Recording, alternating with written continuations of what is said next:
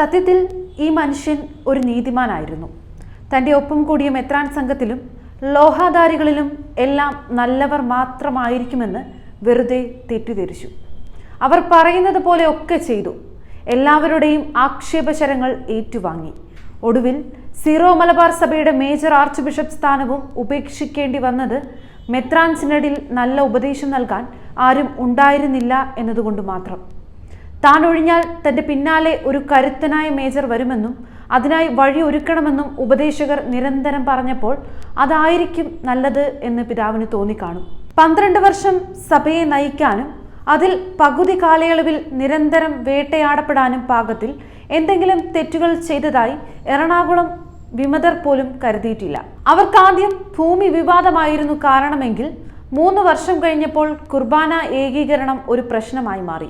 അച്ചടക്കം ലംഘിക്കുന്ന വിമതർക്കെതിരെ നടപടിയെടുക്കാൻ ആദ്യമൊക്കെ പല മെത്രാന്മാരും സ്നേഹം മൂലം ഉപദേശിച്ചിരുന്നെങ്കിലും തനിക്കാരെയും പുറത്താക്കാൻ കഴിയില്ല എന്ന നിലപാടെടുത്തത് കൂടെ നിന്ന മെത്രാന്മാർ പോലും പിന്നോട്ടു പോകാൻ കാരണമായി. ഒടുവിൽ വിമതർക്ക് പണ്ടേ യോജിപ്പില്ല. സഭയോട് നിലകൊള്ളുന്ന വിശ്വാസികളുടെ മുമ്പിൽ പോലും വേണ്ട ബഹുമാനം നഷ്ടമായപ്പോൾ പിൻഗാമിക്ക് വഴിമാറി കൊടുക്കേണ്ടി വന്നാൽ അതോടെ വരുന്ന മേജർ എല്ലാത്തിനും പരിഹാരം ഉണ്ടാക്കിക്കൊള്ളുമെന്ന ധാരണ ഉണ്ടായിരുന്നതുകൊണ്ടാണ്.